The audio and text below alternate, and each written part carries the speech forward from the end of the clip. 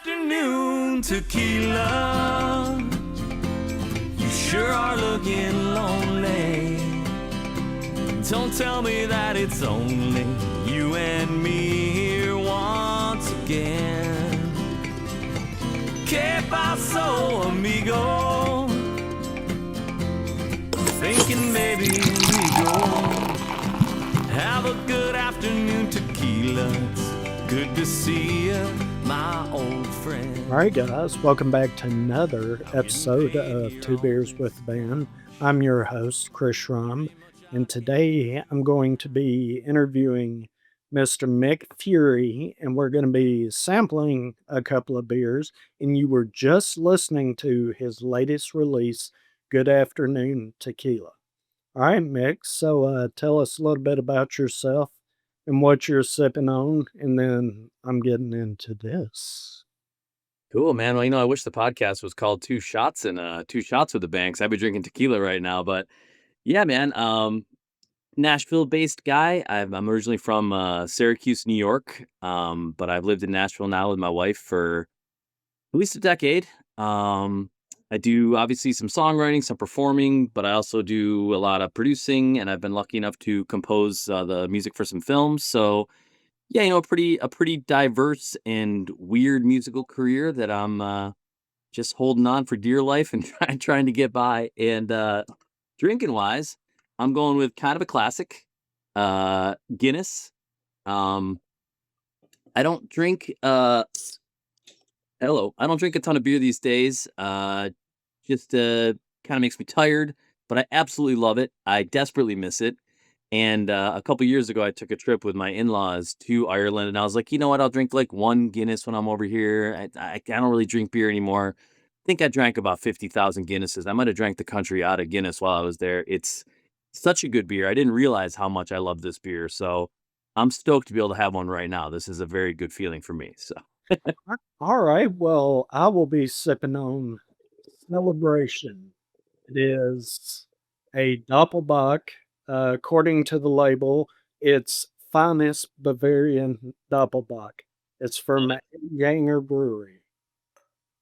And I personally have never had a Guinness that what was the hell? an American. What?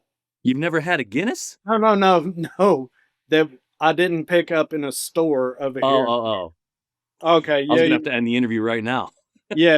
I've had my fair share of Guinness, trust me. Oh yeah, heck yeah. I've never had one that wasn't um, from a liquor store, restaurant somewhere here in Sure. America. And everybody I've talked to that has gone overseas and done the Guinness factory tour says, Yeah. all right, it's a different thing. It's a completely different monster, and it Yeah. will change the way you look at Guinness. Yeah, I mean, I don't want to nerd out too hard on Guinness, but I have a tendency to get very, very far into stuff. When I start to like something, I try to learn everything about it. And us Guinness drinkers are real particular sons of bitches. There's a lot of levels of the quality of a Guinness pour. So these cans, these are kind of nice. They have a little spinner inside of them. So when you crack the top, it spins around, it kind of excites the nitrogen that's in there, and it gives you kind of a nice head, right? So it gives you like a nice head. We're trying to match what they're able to do at bars, at like a proper Irish pub. So this thing, first of all, Guinness out of a bottle, I don't even want that. That's just not correct. You shouldn't even be drinking that. This can is barely acceptable. It's fine. Again, I'm getting a little deep on you here, but I have a particular device that I purchased from Dublin that it's a little bit complicated, but it sits on top of the can, and before you pour it, it infuses it with like a sonic blast, and it gives you like double the head that this can do. So that's the next step up. And then if you go to a quality pub, in town here, like a Lost Patty, or a McNamara's, which are probably the only two real Irish pubs in this area. If you go to those two pubs, you will get a nearly perfect Guinness. Those guys pour such a lovely Guinness. But no matter how good we ever do it here in America, there's just something about having it in Ireland that just takes it to the next level, where it goes from being a delicious beer to like the water of life. I could drink it for every meal. That's all I would need over there. So it's a pretty magical thing. Good pint of Guinness. I tell you, I have gone to McNamara's and had probably my fair share and your fair share of Guinness. Oh, there you go. I mean, I literally have walked home.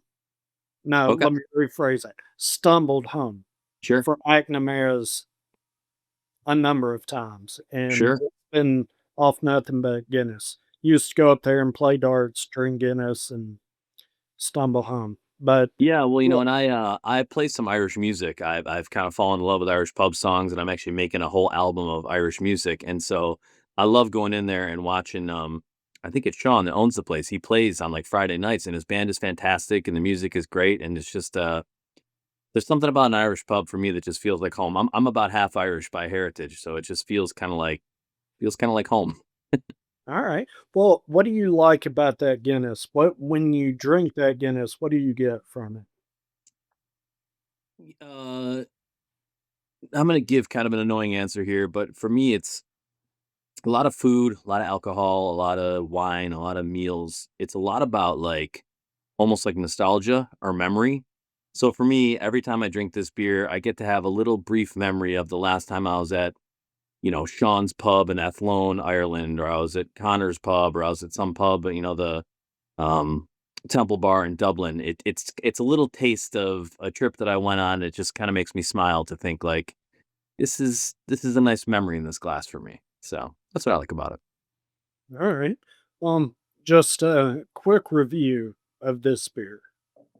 Fantastic. Oh my God. Uh, Celebration. Guys, if you're a double bock drinker, you've got to get your hands on this. It is beautiful. Caramel, beautiful head retention.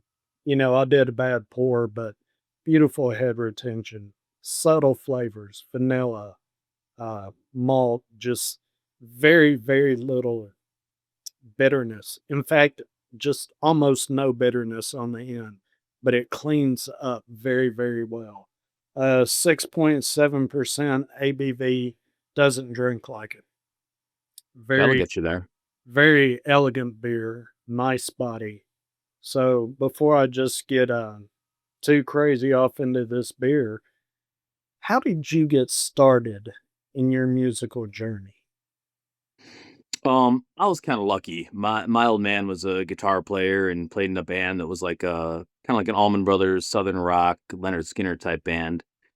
So growing up, he was always playing around the house and they're touring, playing like local dive bars and stuff. And so I got interested and I learned how to play the drums. And so I played some drums in his band for a little while. And then they needed a keys player. So I figured out how to play just some basic keys stuff. And I was the keys player for a while. Then they needed a backup guitar player and harmony singer. So I did that for a couple years. And I was like, all right, Pops, enough of your shit. I'm going to start my own band. So that's kind of, that's kind of how my shit got started. Well, how did your upbringing influence your music? Oh, I mean, gosh, that question alone could be a, professorial dictation. It's everything. I mean, your upbringing is for me, it's everything. It's I'm a New Yorker at heart, so I'm kind of sarcastic. A lot of my songs are kind of sarcastic. I got a pretty good sense of humor from my old man. My whole family's just kind of funny, so a lot of my songs have humor in them. I also come from like a small town. I grew up pretty poor, so I have some songs that are, you know, genuinely about the struggle that you have when you're living in a shitty house in a shitty town, just trying to get by. And yeah, I mean, I think it's pretty hard to get away from your upbringing as a songwriter. Now, granted, we grow and have more experiences as time goes on, but it's probably in every single song somewhere or another. There's something about where I'm from and kind of the salt of the earth type stuff. So Well, I really enjoyed the Christmas song that you played at Homegrown yeah, when I was there and the night I met you. And I have gone back to that song several times since. And I enjoyed that song so much because you just don't see it coming, no, but it works. And I listened to it several times and then I watched the video on YouTube and nice, I was like, you know what, man, he nailed it with this song, with this video, and I love the humor, sure. and I love how you don't see the things coming that you say, but you just kinda roll on past them like, "Eh, no big deal." and Yeah, yeah. keep going, and it just I really, really enjoyed that, and I appreciate that. Yeah, mm, I wrote with a friend, who has, ne nearly legally bound me to never mention what his or her name is that I wrote the song with. They have a little bit of an embarrassment about that song, but I think it's genius. Um, and it's just honest, so many Christmas songs are so nice and so sweet, and that's wonderful if that's your Christmas experience. My family was not always like that. My family could be drama. Some uncle is drunk, some aunt is pissed. Things are going to hell, and it's kind of fun to sit back and watch. And that's what I wanted to try to capture in that tune is for the rest of us that have a different type of Christmas, here's a song for us. well, you definitely nailed it. And I was excited when I saw that there was a video for that on YouTube Yeah. because I've heard this song so many times. I was like, oh, I want to see where he goes with this. This got Yeah, to we be took it was a full send in the video. The song's called Not a Christmas Song. If you're faint of heart, I would not suggest watching the music video, but yeah, it was really fun to shoot. We shot it at my house and it was just all my good friends are in the video, all my buddies, so it's fun. Who are your biggest musical influences growing up? Sure. I mean, kind of like I mentioned, playing in like a southern rock band. I obviously love the Allman Brothers and Marshall Tucker, and then I kind of learned music from the Beatles. My dad was a big Beatles fan, is a big Beatles fan, and so a lot of Beatles. And then you kind of spread out from there. I've always liked some of the cheesy '80s rock stuff. Kind of gets me. I love Journey. I know it's goofy to like Journey, but I think Steve Perry's incredible. I think I have bad taste in music because I also like Nickelback a lot. I've been to a bunch of Nickelback concerts. I think those guys are killer. Um, and then I played in like a 90 our band was kinda it was in the, 2000s, but we were kinda like a '90s rock band. So we were something like, Spin Doctors meets Nickelback meets like Bare Naked Ladies. We had kinda all those elements going. And I'm a child of the '90s, so for me, like, all '90s music, you can't beat it. Like, yeah, '60s and '70s, wonderful, love all that stuff, would never shit on it, but man, the '90s stuff for me was, growing up with Nirvana and No Doubt and, and the Bare Naked so many different eclectic, strong-minded bands that it feels to me here's old guy syndrome. It feels to me that we haven't had an era like the '90s since where there's been so many diverse personalities, Alanis Morissette, Sheryl Crow, Natalie Imbruglia, all these like really strong, unique personalities. It sort of feels like everything nowadays is a little more homogenized, and I don't really care for that. That's probably just an old guy, yelling at the sky kind of moment. So Well, no, it says a lot because your music is so diverse. Initially, I thought you were a country music singer, and I kinda got the country music vibe, and based on the other artists that were there that night, I just kinda thought, well, maybe he does a little bluegrass also. So I in that one night, there were so many different artists up there. I just kinda categorized you in that way. And then sure. when I did my research and I went to Spotify and I started listening to music, I was like, "Wait a minute. This cat is all over the place." And in this song, he's just kinda good afternoon, Tequila. Just kinda laid back, kinda get that I'm not gonna say southern rock, but kind of a country vibe, but just kind of a, whatever. This song just fits the mood. Put it in the genre you want. Sure. And then we can go to other songs and you got a main guitar in there. It's like, okay, so he can't make a country album with those two songs. Well, not yet, but Nashville's heading that direction. But Sure. do you think that Sheryl Crow or Nirvana would enjoy listening to your music? Well, it might be a little bit tricky for Nirvana to listen to it nowadays, but, Oh, I mean, I have no idea. I think I am like kind of a product of the '90s though, where you just think about all those groups that were popular, and they were. I mean, we used to, we're a bunch of kids in like a little tiny town in the middle of nowhere in upstate New York, and we're listening to like Tupac and Dr. Dre and then on the next day we're listening to, some of those rock bands that I mentioned. And we just had such a cool, wide variety of music during our era that I've kind of gone through a similar sort of progression in my career where I've tried a bunch of different stuff. I'm like, Mom, maybe I'll do acoustic music, maybe hard rock music, maybe a little bit of country. It's just like I love music and I love exploring different genres and different approaches to music. And I learned so much from playing hard rock music, and I learned so much from learning to write, country lyrics here in Nashville. It's been such a great education. And now it's like, I don't know, I kind of don't give a fuck. I'm just going to do songs that I like about stuff that I like to sing about, and genre be damned. I'm just a weird guy that does weird stuff and hope people like it. Well, a good indie artist that is talented enough to be able to just drop songs in different genres, I think you should pat yourself on the back for that. I mean, that especially when you're writing the songs, you're playing on the songs, you're arranging the songs. I mean, you're doing everything. You might be recording the songs in I there, am. you know, pushing the buttons and doing everything. So to be able to do that and put music in different genres and it fit and it work, that's feather in your hat, man. I That's the way I see it as No, a I appreciate you saying that. Yeah, I appreciate it. I'm not sure I've always done every genre well, but I certainly have tried to do them all justice. I'm also super lucky. I have collected a group of folks that I write songs with who are just so incredibly talented that like I get a lot of help. You know what I mean? It's like I don't know that if I was doing this all by myself that I would be, having maybe the success that some folks see, but I've been lucky to surround myself with super talented songwriters. All my best buddies are like hyper talented musicians. And so I've got a lot of like help and guidance and coaching. And I sort of feel like if you're a musician and you take yourself seriously and you're trying to be an expert, you have to explore multiple genres. You have to explore multiple instruments. You have to explore multiple approaches to songwriting. It's part of our growth. I don't think I'll ever stop.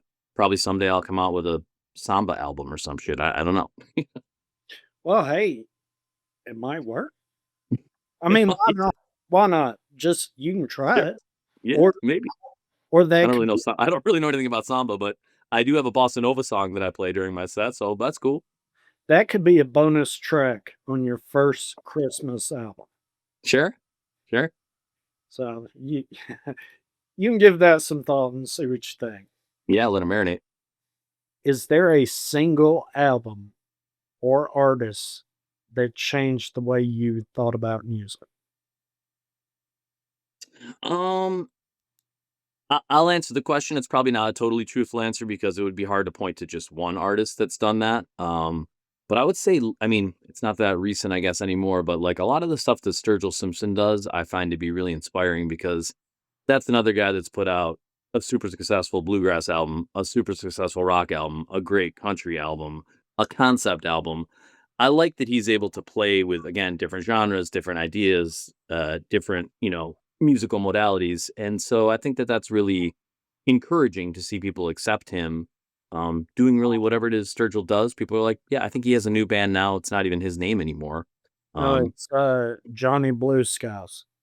yeah, I think he played the Bridgestone. I mean, he's had such an incredible career, and he's never bowed down to what folks expected of him, and I really appreciate that. So to me, the artistic integrity there is very inspiring.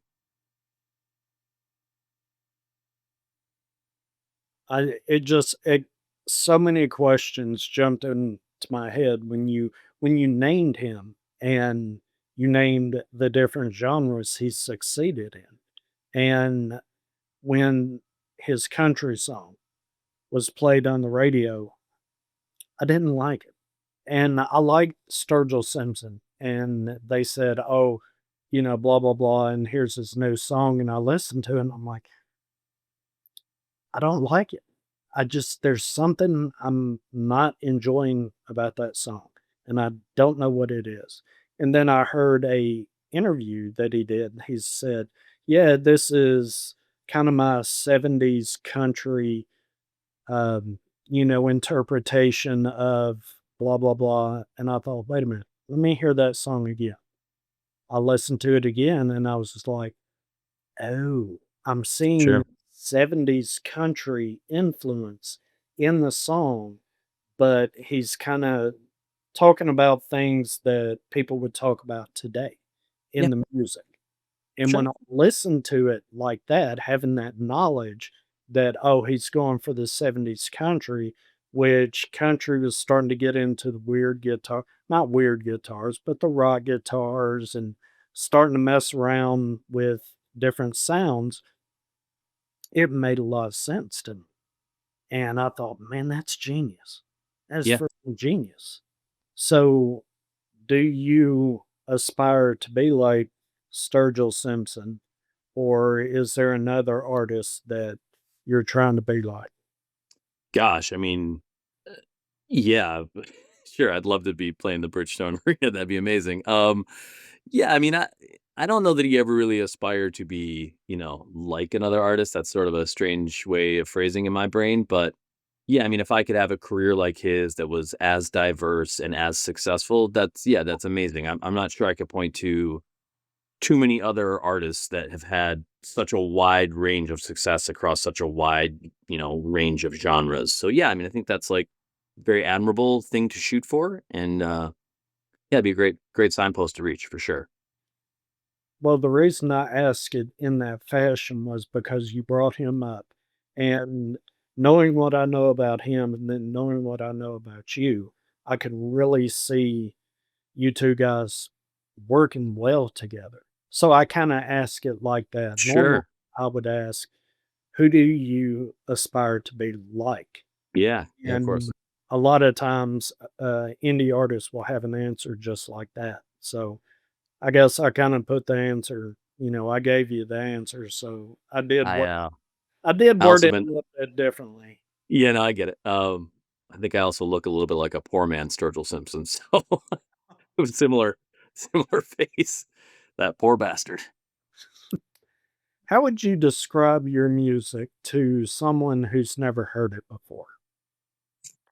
Um, yeah, I mean, I kind of give sort of a half-hearted but also honest disclaimer before I perform, which is like, shit's gonna get weird. Like, don't have any expectations for what's gonna happen. We're gonna have a good time. That's all I can promise you. But like, I mean, I have some stuff that the last album I did was kind of like I consider it to be sort of like a Bruce Springsteen type album. So if you listen to the last one, which was a couple years ago, it's called 1981 to 1996. All the songs are kind of pertinent to our current political climate and stuff that I care about. And then I just put on an album that's all drinking songs. So it's like I don't really know what to tell folks other than like you're just you're gonna get an honest view. If you listen to my music, you're gonna get an honest view of a complex human, which we all are, that, very few of us could possibly write a bunch of songs in one genre and be like, yes, I'm only this one thing in life. I'm just this one thing. I think we're all these branching things that are bossa nova and Irish drinking songs and Springsteen type stuff and some heartfelt stuff. I mean, there's just a wide range. So what is consistent is it's fun. Um, there's gonna be some comedy. There's gonna be a couple of tear jerkers, and I'm a little bit of a sarcastic asshole, so that's gonna come through in some of the songs as well. So if any of that sounds interesting to folks, that's what you get from me. I'm on board. I love it. Where do I sign up? I mean, that sounds like an absolute blast of a show. Yeah, I mean it's a tricky world these days because at least it seems like folks always want you to fall into a genre, but I mean, as a human being, do we ever really fall into one genre? Like we're complex things. We like, I love reading books. I love drinking beer. Maybe those two don't seem like they would marry together, but I could go nerd out and sit in a library for 6 hours and read a book. I could also go to a bar and maybe get into a bar fight and get my ass kicked. Like all both those things are equally possible on any given Thursday night. So it's like we're diverse human beings. I think we can accept that our artists are diverse and they produce stuff in whatever they're feeling. Do you think most consumers only listen to one genre of music? No, no, not at all. So, being diverse in what you play, you should be able to reach a much wider audience. Yeah, theoretically that's true. It does get a little bit tricky though because when you get into the industry side of it, whatever side you're talking from, something like Spotify or iTunes or Apple Music to, playing shows with certain artists that match your genre to knowing like what publications you want to get written up in. I mean, every genre has its own ecosystem. And so in that regard, it's useful to say like, I am this type of artist, because then a whole ecosystem opens up for you. Um, and so when you're a little bit more diverse, like I've played some folk stuff and I don't always fit great with the folk people. Cause like my vibe is not quite right. Or I've played country stuff and I really don't fit great with country guys. And I do pretty good with rock guys, but it's a little, so that's where like being in a genre can be a useful thing. It's just not the track that I'm on. So that's okay. If you had one song that you've written and recorded to ask a person to listen to, if somebody said, okay, I have time to hear one song from you and that's it, and it better encompass everything you've told me about yourself, which Sure. one would it be? I would probably tell folks to listen to a song that I put out. I'm actually going to re-release this year sometime, but a song called Tullamore Don't, which is an Irish drinking I song. love that song. Let's just go It's ahead and put that on the table right now. Yesterday, I listened to that song probably, I kid you not, 10, 11 times in a row. oh, thank you. I absolutely love that song. So continue. I'm sorry. Yeah. Yeah. I mean, I guess I would just say that because it features, I guess one consistent part of what I do lately is I play acoustic guitar and I sing. So like it's got those elements in it. Um, it's got some humor, obviously, but it's also, I mean, I think kind of smart. There's some smart lyrics in there. There's some cleverness in there. There's a lot of like Nashville songwriting crap. I wrote it with a really good friend of mine, Adam James Diebold, and another guy named Sean Patrick McGraw. So one guess what his lineage is. But yeah, two of the best songwriters I've ever known and myself wrote that tune, and it showcases a lot of what I do. There's like I said, a lot of laughs. It's fun. It's got a good melody. It's catchy. So yeah, that's one I'd push people towards to get a vibe of what I do. As a songwriter and composer, what tools or instruments are essential for the creative process? I mean, for me, I can get by with an acoustic guitar and myself. I mean, that's enough.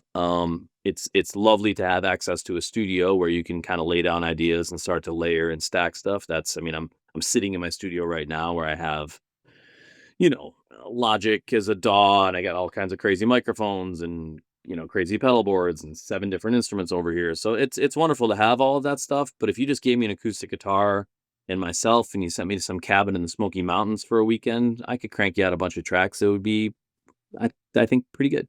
So, In that instance, how many songs, let's say a weekend, Friday, Saturday, Sunday, and you set your mind to writing songs and creating music, how many songs do you think you could crank out in one weekend? tricky question. I think it might depend on the goal of the tunes. So, if it was like, hey, you're going to make a new album that's going to be under your name, it's got to be fantastic artistic stuff. Um, I think it's reasonable that if I wanted to write something that was like ready to rock and roll to be recorded in a 3-day thing, I think you could probably get, for me, 3 or 4 that I was like super proud of, maybe needed a few small edits, but was like ready to go. Um, that's not to say I would only write 3 or 4. Realistically, in that time frame, I would write 12 to 20. Mhm. But then, the whittling process happens where you're like, this one's not really cutting it. This one has a cool part, but it's not good enough. Maybe we chop a couple together. So I think if I was taking it seriously, I could, yeah, I mean, maybe 3 to 5 if I was like really on a good. It's really hard to say though. Inspiration is Yeah, yeah, yeah, yeah. such a finicky bitch. It's like Right. sometimes it's like I can sit down and write a song in 5 minutes. I mean, Tullamore Don't, which we were just speaking of, we wrote that song in 45 minutes, and I've had other songs that have taken 4 to 5 sessions. So it's a little unpredictable. It's kind of like it's like fishing. It's like you just don't know if you're gonna reel something in or if you're just gonna have a day where nothing bites. You really don't you really don't know sometimes. So good day of fishing or a bad day for drowning worms? Yeah, exactly. Or a good Yep. day for drowning worms, I guess, however you look at it. Sure. If you could only do one thing for the rest of your life, either be a composer or a singer-songwriter, which one would it be? Oh, probably just a singer-songwriter. I love composing, but composing is a very quiet act by yourself in a studio alone. And though I love that element of music, what I love about being a singer-songwriter is I get to meet so many cool people. So I get to travel the country and bump into folks like yourself at bars and house concerts and festivals and events. And so I think that the acoustic guitar in my hand and a microphone in front of me gives me the greatest opportunity to interact with the largest amount of people. And that's part of what I love about doing this. Are you an introvert or an extrovert? Both. Okay. That I get that answer so many times. Sure. So you're an introvert when you're off stage and when you're just standing around. You're an extrovert when you're on stage, right? It's definitely that. I would also go a step like with my buddies, like all my friends are like loud New Yorkers. So we're all kind of extroverted around each other. So I love like a rowdy party with my buddies, whatever we're doing, having drinks, doing shots, getting in trouble. I also love hanging out with just one friend and like getting into like some deep philosophical bullshit conversation that goes on for 2 hours that would be more towards an introverted. So I think both sides are like, I'm lucky to be both ways. I love to sit, I love to be on tour and meet a million people, and I love to come home and just fuck off and not talk to anybody. I love both those things. Well, you probably need that, don't you? After you do a I do. tour and you're meeting so many people and then the stress of touring, which Sure. I have no idea the amount of stress artists go through, but Yep. you need that time to just kinda recenter and I do. get your Yep. I mind, definitely do. And a lot of especially that for me, a lot of that for me is like, getting out into nature and taking a hike. I love going down to like Radnor Lake or like up to Beeman Park or Fontanelle or wherever I can go just to get in nature. I leave my phone behind. I don't talk to anyone. I just kind of wander around, and it's great. It's very recharging to be in those type of situations. And then I come back out, I'm about to leave here in 48 hours. I'm going down to New Orleans to play a festival, Party Gras it's called. Big festival in New Orleans, and then I got a house concert, and that will be, for 48 hours. It'll be people up my asshole talking to me the whole time, and it'll be wonderful and engaging. And then when I come back, I'll need a couple days of like, don't talk to me. Like, gonna go get some sushi and nobody talk to me. So I like both. okay. Can you explain your creative process when it comes to writing music?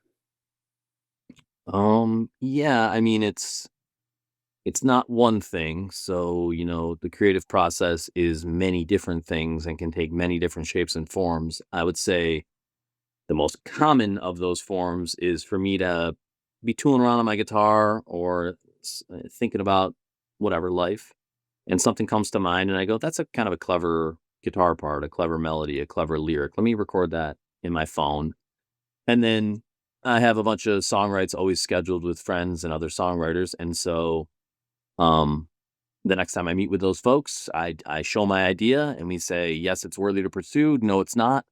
And if it is, we jump in, and I like to get the other person's perspective. Hey, I wrote this lyric and I think it's about this. And they go, actually, it hit me like this. I'm like, oh, that's a cool twist on that. And so the collaborative process has been like a really wonderful part of living in Nashville because you're writing with folks. I mean, for me, I'm almost always writing with songwriters that I think are better than me. And so it's wonderful to get their opinions on my ideas and my thoughts, and they edit me up and I edit them. And it's just it's a beautiful process of creating a song when it's done from the right place. Can you describe a particular song that the creative process was challenging? Was challenging. Yeah. Um, yeah, I mean, I would say anytime I write with guys that are Music Row songwriters or ex Music Row songwriters, I've had success on Music Row. Um, Those guys offer the biggest challenge, or girls offer the biggest challenge, but I don't mean challenge in a bad way. It's just they have super, super high standards. They've seen what works and what does not work, and they will not let things go until they're absolutely polished to a T. And so that can be really challenging to deal with. But sometimes you get the greatest result when you work with those guys or girls because they know shit. They know craft and they've studied and they know that like even though we like this lyric, it's not good enough and we have to beat it. And so I mean, I've had multiple songwrites that have been for a 3-minute song that have lasted over 4 hours, where it's like, how much time can you spend beating up these lyrics? But you get all done, you go, it's a pretty good song. It was worth it. Can you tell us about a particular song that has a special meaning to you? Sure. I had a single I put off my last album, which is a song I wrote with a good friend of mine, Adam James Diebel, who I mentioned before. Have written a bunch of my favorite songs with him, and super talented kid. Also, bizarrely, we met in Nashville, but he's also from upstate New York. He's from a little town called Albion, which is between Rochester and Buffalo, and I'm from Syracuse, so we're kind of grew up, probably had a similar life growing up. And we met down here in Nashville 6 or 7 years ago, and we got together whenever it was. We wrote this song, I guess 3 or 4 years back, and it's a song called "Can't Let Go," and it's just a song about how music, the music industry, a music career, a music life is fucking impossible to do, and you often want to quit. But there's something about the magic of creation and the magic of music that keeps bringing you back. And so that one, every time I play, I really feel that song very deeply because I think I think a lot of people in music would be lying if they didn't tell you they don't think about quitting often, because I think about quitting often. But there's something about music that keeps like pulling me back in and being like, this is what you're meant to do. You got to stick with it. So, yeah, Can't Let Go, I think would be the song I'd say for that. So you've met and worked with so many writers in Nashville. I have, yep. And I'm assuming a lot of these people, or most of these people, come from out of state, or, they're not Nashville born and raised. They came from somewhere else.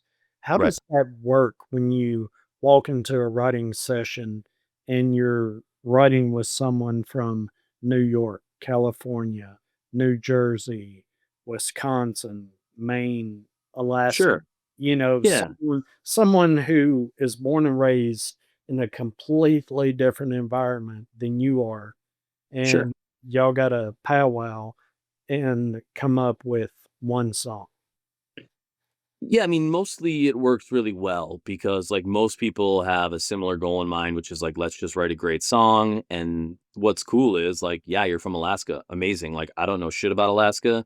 You've had totally different life experiences than me that are really useful because you can speak to all these colors of life that I don't know about. And I can speak to all this part of life you don't know about. And hopefully together we can speak to a lot of life that a lot of people know about. So, in a way, I mean, I love writing with fellow New Yorkers because we have a similar personality. We're like sarcastic and like, the way I treat my friends is like the meaner I am to you as my friend, the more I pick on you, the more I like you.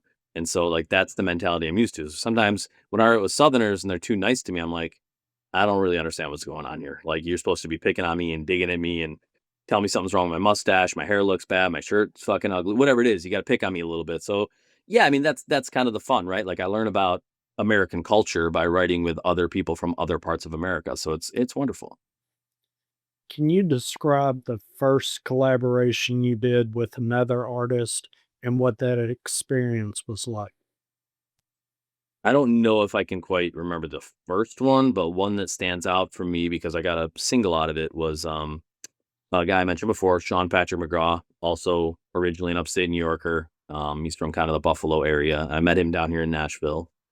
And Sean's had a bunch of songs that have done really well. He's had a hit with Montgomery Gentry, and he's had a really nice career. Really lovely human being. And I was kind of a newbie to town, and I didn't really know anything about songwriting. I knew how I like to write a song, but I didn't know everybody's different approaches to it. And so I wrote a bunch of songs with Sean, but the first one we ever wrote was a song called "I Get High," and just a nice song about like you basically get high from the love of your life, like the girl that you love gives you a similar feeling to getting high. It's a really nice song. I still play it to this day. Um, but that was a cool experience where I was like, okay, this guy's like really knows his shit, really has great chops, really has an incredible amount of talent. And so it was great to work with him and also to be like, yo, I got a lot of work to do to like keep up with these dudes. So it was a cool like bitch slap. You got to get better. Other than Sean, are there any artists or bands that you like to sit down and collaborate with? Gosh, there's probably a lot. I mean, I would love I guess on the wish list, if we're talking like fantasy songwrites, I would love to write with like a Casey Musgraves. I think she is like beyond being stunningly beautiful, incredibly talented singer, incredibly talented songwriter. I obviously don't know her personally, but her online presence is funny. She just seems like she'd be a wonderful human being that is just full of great ideas. You never know; you might get in a room with her and she might be awful. Like it's from the outside, it seems like what a talented person, what a great personality. That would be wonderful. And then obviously somebody like a Sturgill or a Tyler Childer. I mean, there's so many talented folks out. Jason Isbell. I mean, that would probably just be embarrassing for me because I'd just be sitting there being like, "You're so good. Just tell me what to do." Like so. Yeah, but I feel like the only way you can really get better is by getting in rooms with those people and being humbled and being like, "Okay, I see like where I need to work," and or just watching how they work. I think you really can learn a lot from those folks. Yeah, it'd be amazing to write with any of those people. There's also people around town that like I'll play a songwriter thing. I'm playing something tonight, and I might see somebody and go, "I want to write with that girl. Like she's got something that like I don't know what it is, but I want to write with her." So yeah. If you could have a beer with anyone in music, dead or alive, who would it be? Speaking of having a beer, do you mind if I crack my second beer? Is it okay to is that a vi I'm is all that a violation of the norms here? no, no, go ahead. What do you I'm say? gonna go I'm going for a Carlsberg here, which is a European Pilsner. Um, Also, I guess I'm a cheese ball because this is also a nice memory. I took a trip here with my old man and a good friend of mine. Uh, I don't know how many years ago it was now. Sometime in the past 10 years, we went to this brewery. And it was just a great experience, and I love the beer, and it's just a lot of European lagers and pilsners are just kinda easy drinking, but with, like not to shit on American beers, but I don't really care for the flavor of American lagers. I think most of them are kinda corporate crappy beers. The European lagers all taste great, pilsners all taste great to me, so I could drink these all day long, so Well, it seems like they have more to offer, more yeah, flavor, more body, just it seems like those beers are a little more well crafted to compared me, compared to mass production. Now, the small breweries, microbreweries, craft breweries, they do put time and effort into their beers, but for sure. I grew up in the '90s myself, so I've had my fair share and probably your fair share of just basic mass-produced ales, pilsners, Oh, you know, yeah. just whatever, and then you get into the craft beer, or you get beers from overseas, Mhm. and it just like, "Oh, wow, what have I been missing?" For sure. Mostly good beer, that's what I've been missing. Yeah. So back to your question, who would I like to have a beer with? Man, maybe because I'm a sucker for the Beatles, it'd be pretty cool to have a beer with John Lennon and chat with him. I think that would be pretty outstanding. I mean, supposedly he's kind of a prick, so maybe it wouldn't be that great, but I would like to talk to him. There's also some weird folks kind of in the composing world, like Danny Elfman. I think would be super interesting to talk to. He's done like so many huge movies, The Simpsons music, which I was like raised on The Simpsons. So, Nightmare Before Christmas. The guy's got a laundry list. Hans Zimmer. There's so many of these dudes that are just like ridiculously creative. That would just be, I mean, another guy who I never cared for, but I've actually grown to like as I've gotten older is John Mayer. I don't think he drinks anymore, but if he ever wanted to have a coffee, God, that guy's got a wealth of knowledge about music that I would just love to sit and listen to him talk about the way he thinks about music to me is quite brilliant. So it's a hard question to answer because there's a lot of folks. I mean, Rick Rubin is another guy that would be amazing to sit with and just pick his brain on what the hell it is he does in the studio because I don't understand it. But um, yeah, it's a tricky one because there's so many talented folks you'd love to sit with. How do you define success in music? And have you reached that? Yeah, I mean that is a moving target for me in my life. So when I was, just a young whippersnapper, anything less than playing Nissan Stadium was not going to be acceptable to me. And for many years, I was driven by that kind of hardcore ambition. Um, as I've gotten wiser, could we say, gotten older, whatever you want to call it, I feel like success is like, listen, if you have a career in the arts that you're proud of and you're able to pay your bills doing that, you are successful. And so I have, for well over a decade, paid my bills and made my life through the arts, and I feel incredibly fortunate that I've been able to do that. So I would say, yes, I feel I have success, and yes, I'm always aspiring for more.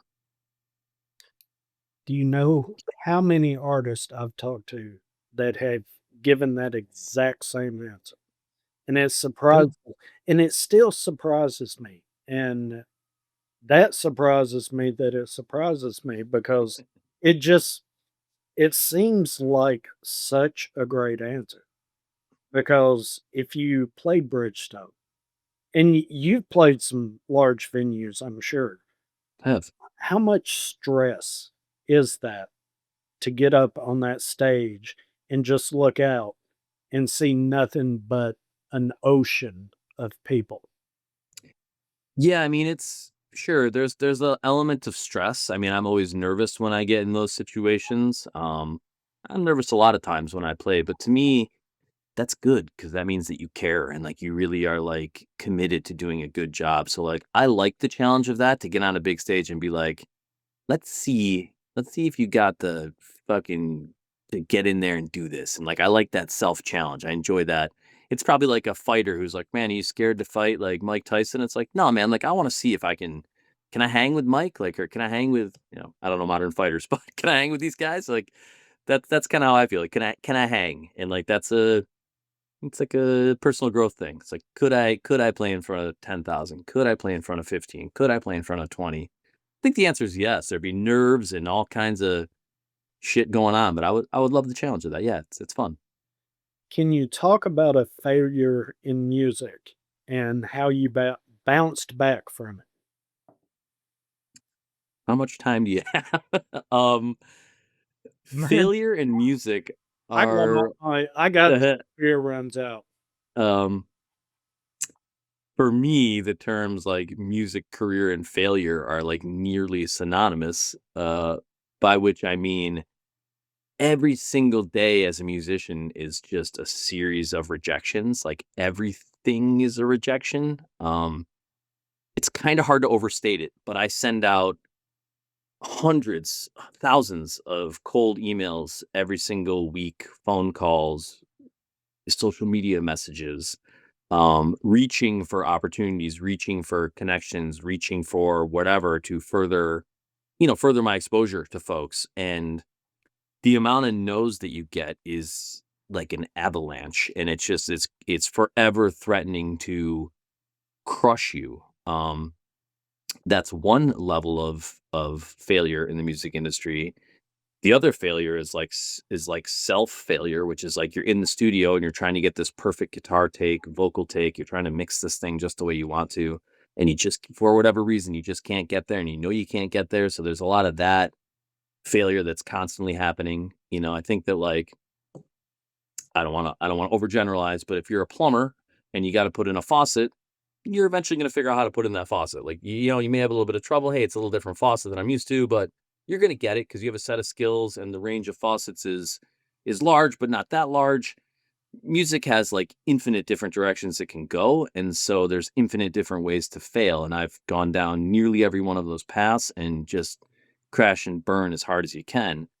And so keeping yourself positive and in a good headspace and surrounded by people who are supportive becomes increasingly important as you continue on through music because you're swimming upriver the whole time, and if you don't really love it you're gonna drown. So Yeah, that's my experience with failure in the music industry. Well, you've lived in LA, New York, and Nashville pursuing music. What would you tell someone wanting to go to LA or go to New York to pursue music?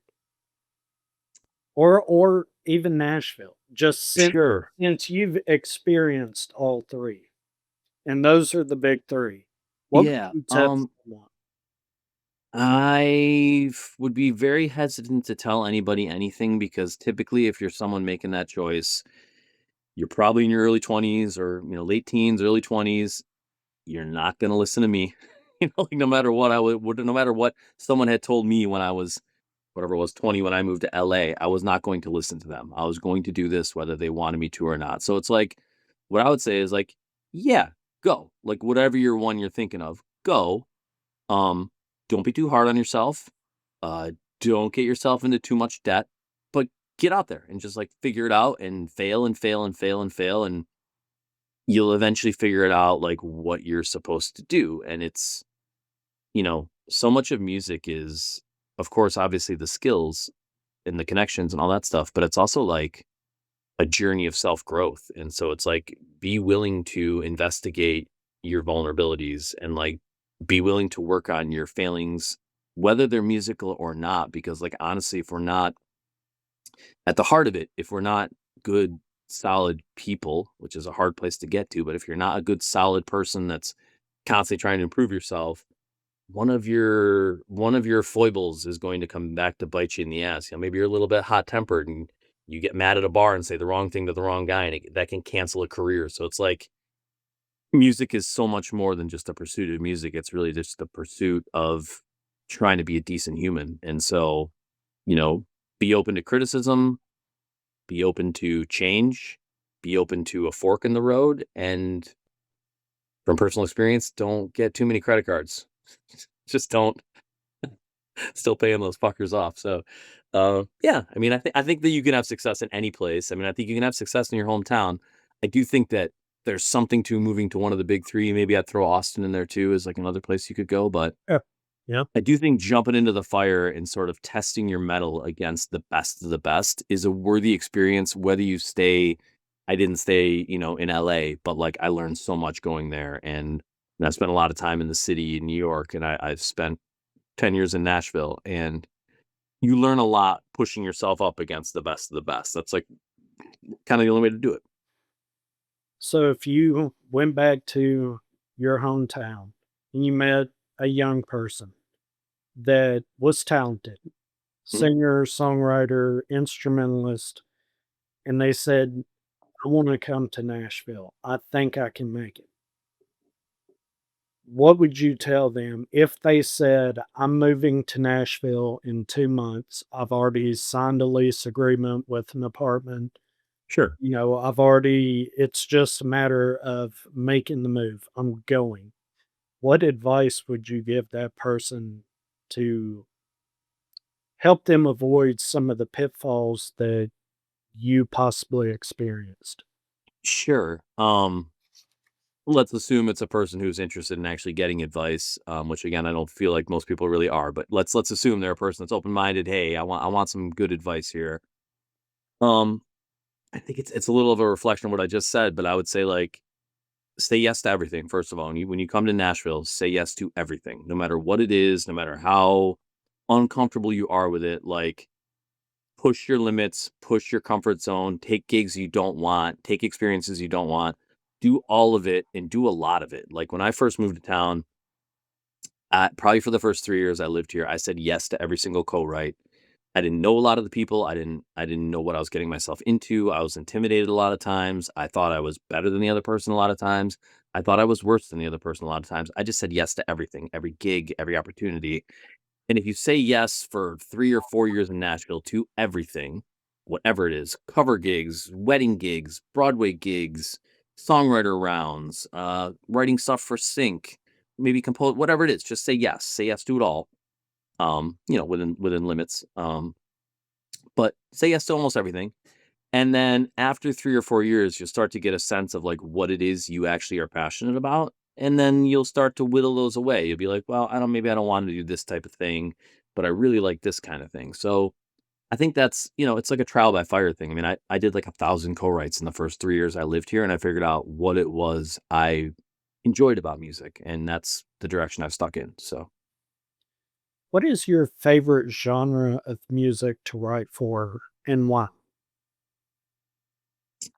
favorite genre of music. God, they all have their own beauty. I think lately I've really enjoyed writing kind of like Irish pub songs because it's obviously I'm not actually born in Ireland, so there's a little more of a challenge there to like try to get a taste for that culture, but also just the result has been so great. Like when you perform those songs, when you've done them well and you've really written a great sort of Irish pub tune, um, gosh, people really, really respond really well to them. And there's a great thing about a lot of Irish music. I'm very much generalizing here, but stuff that I like.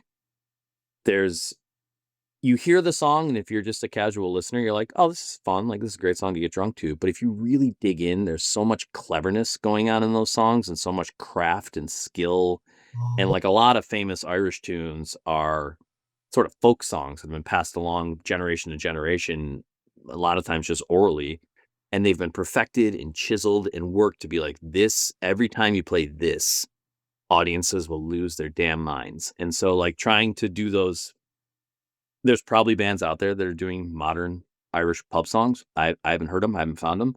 And so for me to like try to be a guy that's making new Irish drinking songs, the new generation of Irish drinking songs, the new classics, as I hope. It's been fun, super fun to write. Really good time. Are your Irish pub songs accepted here in Nashville? It's the most popular thing I've ever done, which is like hilarious to me because I mean, I I don't have like a lot of like I won't even call this a celebrity moment, but I'll jokingly call this a celebrity moment. I was shopping at Whole Foods a year ago, and one of the guys working there, I walked past him and he's stocking something. He looks over, he goes, "Aren't you that guy that sings the Irish songs in town?" And I'm like, Fuck, yep, that's me." He's like, "Oh man, love your stuff. I'll come see you again." So it's like that's never happened in Nashville for anything else. So it seems to be sometimes you accidentally drunkenly stumble into exactly what it is you're supposed to be doing, and it sort of seems like that's what it is for me. So Well, you should carry a Sharpie with you so that when you run into these people, you can say yeah, something. I could have signed the orange that he was putting away. Here, let me sign that orange for you. What do you think about the current trends in music in general? Probably a bad person to ask about that because honestly, I can't stomach a lot of the modern music. And that's not to say it's not good. It's just not for me. What I hear is I just don't hear. And again, I'm not a great music listener. I don't seek out a ton of bands. I'm not like on the Spotify playlist trying to find the next songs that I like. I can only take so much music because I create music and because I'm performing it all the time. I'm a little bit of a lazy listener. It's probably a weakness that I should probably rectify. But so yeah, I don't think I really have an intelligent opinion on that other than to say the pop music and the country music that I hear is awful. Um, but I know there's good music out there. I just haven't found it. I mean, there's great red dirt stuff. There's great indie country stuff. There's wonderful folk songs. I know there's good music being made. It's just what I'm seeing in the mainstream is not that. Well, earlier you talked about playing house parties out of town. Mhm. Can you describe to us house parties in Nashville and house parties outside of Nashville? I haven't really done. I guess the term is a little more house concert is more what I perform at. So it's a little bit more like if you've been to the Bluebird or the Listening Room or the Commodore or Live Oak, one of these like places where songwriters get up and they tell the story about how they wrote the songs and then they perform the song. I'm basically touring and playing at folks' homes, often in their backyards. They invite their friends, they pitch in a little bit of cash, and I'll do like a. It's not really a private concert. It's technically open to the public, but it's whoever they invite, and I'll play for 30 folks in a backyard, and I'll spend 90 minutes telling the stories behind the tunes and they love to hear why the song was written and why it matters and why should I care about this song about Good Afternoon Tequila? Why should I care about that? And like, here's why. And here's a funny or cute or interesting story as to why it was written. So that's been great. I have had a chance to play some sort of house concert, similar stuff in Nashville, and that's been wonderful too. I have a friend who runs an Airbnb, and it's a large Airbnb where like groups of folks will come. Sometimes like corporate groups will come there, and they often request to him, "Hey, do you know any songwriters we could have?" And so I've been able to get like into those rooms and play for those folks, and they're blown away. They're like, "This is such a cool sort of like bespoke experience for us to have in Nashville to have like songwriters in our Airbnb." Um, so yeah, it hasn't. I don't think there's been a huge difference between playing in Nashville or playing elsewhere. Other than to say in Nashville, you're competing again with the greatest music of all time is happening all the time. So when you're playing in, somewhere in Florida, your competition is not as people are not as distracted. Maybe that's the way to put it.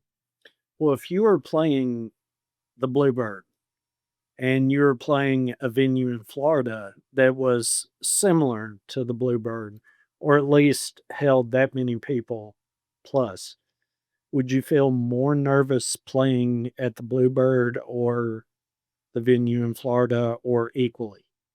I mean, Bluebird is always just like nerve. I've played there a few times. The Bluebird is always nerve wracking just because of like the history is like, you're sitting in a spot that Garth Brooks and Taylor Swift and these like crazy talented folks have sat and performed. And so, yeah, I mean, there's certain places in Nashville that would be like very intimidating to play. The Bluebird is one of them. I mean, if you ever got a gig at the Ryman, it's like you're literally sitting on the same stage that the history of country music was birthed upon. It's like that's a big dude standing behind you while you're playing. So yeah, and I mean, a lot of times when I play these places in Florida, or I have concerts. Like I mentioned this weekend, I'm playing in New Orleans, and I'm playing in Gulf Shores, Alabama, and I have to go to Arizona for a bunch of house concerts. And like a lot of times, those are intimidating too because you're playing for folks that like maybe have never even met you in person. You never met any of the people that are coming, and so it's an interesting experience. But yeah, there's something about the history of sitting in that circle at the Bluebird that's like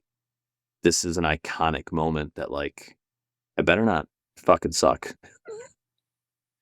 Do you think indie songwriters, singers, musicians should have that amount of stress put on at least once, just just so they know? Yeah, sure. I mean, I think they would all aspire for that. So yeah, like yeah, I mean, I would love to see all my friends that are indie songwriters get a chance if they haven't to play the Bluebird or the Ryman or some really cool show. I mean, I've been super lucky to be in a lot of those situations, and it's definitely helped my growth. So yeah, I would love to see my friends get that for sure. What are your thoughts on social media for indie artists? Specifically, social media in relation to the indie artists. I mean, my overall thoughts on social media are it's destroying our society. But as far as like that aside, yeah, I mean, it's like kind of our only route to like have success nowadays is to like post shit on TikTok and Facebook and Instagram and wherever else people are and hope somebody finds it and hope something takes off. And then hopefully, if it does take off, you got the skills to back it up and make a career out of it. So it's a necessary evil, I guess I would say.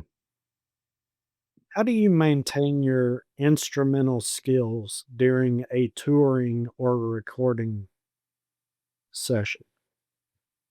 Um, I mean, you just stay sharp by playing, so like even when I'm off tour, I always try to pick up a songwriter round or something here. Like I just played last night, at a place called the Lost Patty, a little Irish bar, and it's just always good to be in front of an audience. Like there's practicing is wonderful and important, but like live fire is really the only way to stay sharp. And so you gotta keep getting out in front of folks and trying stuff. And it's kind of like being a stand-up comedian where they're always looking for 5 minutes at a club just to like get there, stay sharp. And like music is, for me at least, it's very similar. If I go a couple like over the holidays, I took a couple of weeks off, spent time with family, and the first gig I came back, I was like, I do not feel like myself right now. Like I feel like someone else is playing the show. And so yeah, just being in front of people is the best way to do it. Do you have a favorite song to perform that shows off your instrumental ability? Uh, sure. I have a song. I was very lucky to do all the songwriting and score for a film called Panama that came out a few years back with Mel Gibson, and there's a song in that called "Ride, Ride, Ride," also written with my friend Adam that I mentioned before, and it's got a cool riff that starts off the tune, and it's just kind of feels good under your hands to play it. So yeah, that's a fun one to play live. What advice would you give an aspiring musician looking to develop their skills on the guitar? Probably just to continue to take lessons. Like no matter how good you think you are, you can always learn something new, and so just take lessons, find somebody that's better than you, ask them to show you some stuff, be open to new genres, be open to new experiences. I mean, I consider myself to be a very good singer, and yet I regularly still take vocal lessons just to keep my fundamentals up and to learn from people who I respect. So yeah, just keep learning. So you're saying no matter how good you think you are, keep aspiring to be better. Yeah, and most people are, you can be very, very good in Nashville, but like kind of want to be the best, right? Like let's all aspire to be the best. And like to be the best, you got to learn from people. You got to learn stuff you're not comfortable with. What is the top of the mountain for you in music? Oh gosh. I guess if I was, touring the country and either by myself or with my band and we were playing like, really nice theaters or potentially opening up for a larger act and making enough money that we could bring our wives or girlfriends along with us and everybody could be comfortable and it wouldn't be I mean, I've done a lot of tours that are a slog where you're sleeping in your car and tenting and crashing on someone's couch and where you're treated comfortably and you're able to do the music that you love to an audience that is receptive, that is paying the kind of money that will afford you a decent life. That'd be wonderful. I mean, that seems like that's at least a cave halfway up the mountain that I'd be happy living in. So, How often do you work on music? I mean, every day, all day. I mean, yeah. I mean, actual skills of music are probably less often than that, but yeah, I mean, Well, no, before I talk, just music in general, either writing or recording or playing your guitar or the drums or the keys, sure. something Yeah, I mean, I'll say that I, has I've to do with music. yeah, I've tried to make myself a rule to do something creative for like at least 2 hours every day. I don't always achieve that, but that is like my stated goal is to be creative for at least 2 hours a day. It's very easy in our world. We all unfortunately have to pay our bills, and so a lot of my life is spent on what I consider like administrative work, like I mentioned before, sending emails, updating a website, making a flyer, stuff that like, do I want to do any of this? No, but it needs to be done, so I have to do it. Um, but yeah, like I said, try to spend 2 hours a day, and I would love it to be higher, but that's what I can afford right now to be creative. So, 10 to 14 hours a week if I can. What is the easiest emotion for you to write about? Getting drunk, probably Z. Is that an emotion? It's Can be, that feels like an emotion to especially me. if you're on this Yeah, interview, it can be. that's probably the easiest one. Love is usually the second. So yeah. What role do you think music plays in society? Boy, I think it used to play a really important role. I don't think it does so much anymore. I think unfortunately, for a variety of reasons that are too long to list, music has been diminished in its importance in society. And it used to be a real place where change happened. We used to have like a lot of the protests and the way the world changed in America. A lot of it was based on like music and being led by musicians. I think, especially in Nashville, a lot of us are too focused on branding and becoming a brand that we don't maybe take enough chances. And so the trickle down effect is audiences subtly recognize that and they respect us a little bit less and they're less influenced by what we do and we're no longer the cultural leaders. And so, yeah, I mean, I think nowadays it's not true for all of music, but a lot of music is background noise, which is a a sad place, I think, for us to be. Speaking of branding, is Mick Fury a brand?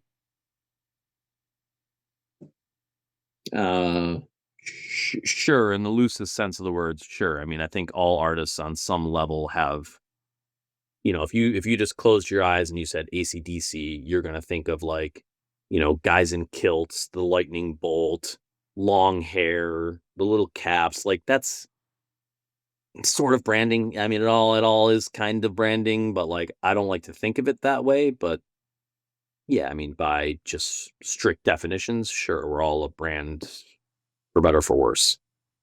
Well, you have to be a brand. Otherwise, how are you going to make any money making music? Yeah, I don't. Yeah, sure, that's true. I don't know if that should be like the reason why you pursue music, though, is to like be a brand. Which unfortunately, I think a lot of people use music as a vehicle to become like an influencer or like support brands, and like that's just not my vibe. I got you. Well, we're up against the clock for this interview, which really sucks because I have a few more beers over here and I would love to drink them. And I have quite a few more questions to ask, but I have two more questions to ask. Number one, where can people find out more about you and your music? Sure. So, I mean, obviously, I'm on all your least favorite social media platforms, just under Mick Fury, which is MickFury. From Spotify to Instagram to TikTok to YouTube to Facebook, all that shit. If you punch in that name, you'll see my ugly face looking at you. I have a website as well, mickfury.com, which has all my dates and links to all my music and music videos and some merch and stuff. So yeah, I'm pretty easy to, as long as you don't get the talented black guy with the eye patch, as long as you don't get him, which is Nick Fury, as long as you don't get him, you'll find me. So, All right. Well, my final question is, what two questions have you never been asked in an interview that you wish someone would ask you? And what are the answers to those questions? yeah, I mean, I think one of them we sort of came close to it, but I guess I would say like, what's wrong with music nowadays? Um, which is kind of a hard question to even ask, but like, why has music lost its place as like a cultural leader, and like why does it seem like it's not as important as it once was?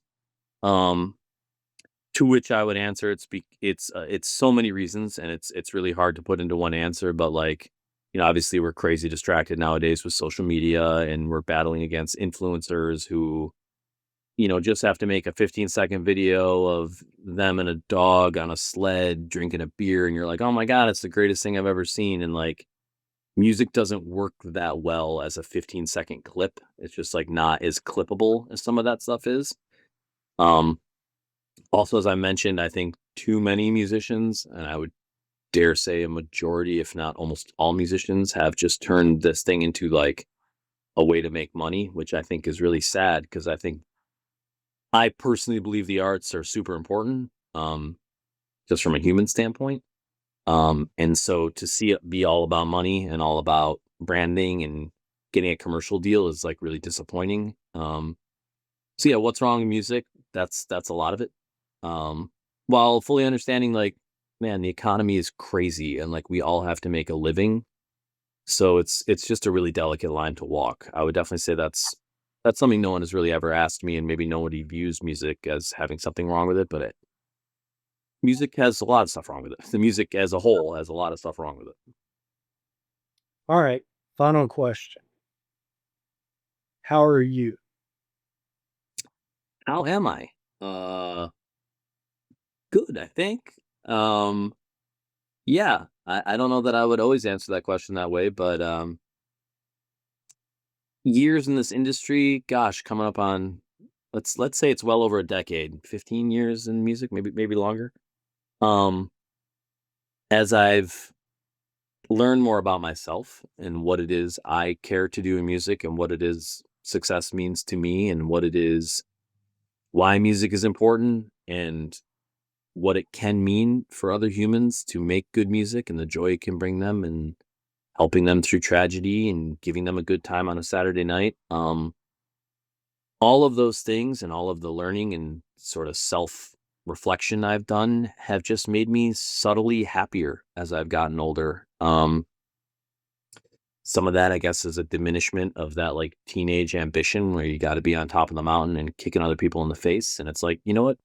There's room for all of us like on these foothills, and like it's a pretty good place for all of us to be. So why don't we all hang out in the foothills and let that crazy guy try to go up the mountain? I don't think he's gonna like it. So I think just chilling out a little bit, almost like a spiritual smoking of weed or something like that. You just come to accept life as it comes at you a little bit more. That has made me feel like I'm doing pretty good. Things are pretty good. So Okay. All right.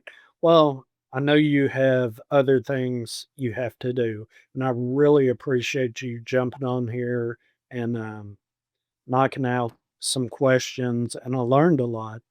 And I'm really, sure, really happy that I got to talk to you and got to meet you like this. sure. Hopefully, we can jump on here for a second interview because I got a bunch more questions. But anyway. All right, ladies and gentlemen, thank you for making it to this point in the video. If you enjoyed the video, if you'll leave me a thumbs up, a subscribe, and a comment below. If you didn't enjoy the video, if you'll leave me a comment below and tell me why you didn't. And if you have any questions you would like me to ask Mr. Mick Fury next time we sit down and talk, comment below and I'll get them in the list here. So, all right, cheers. Thank you. Hey, cheers, brother. Thank you, man. It's You fun. have Appreciate it. great Sail night. out to sea, just you and me, you and I forever. One shot I need you, and two shots I feel you, and three shots tequila, my favorite Chiquita. We'll sail out to sea, just you and me.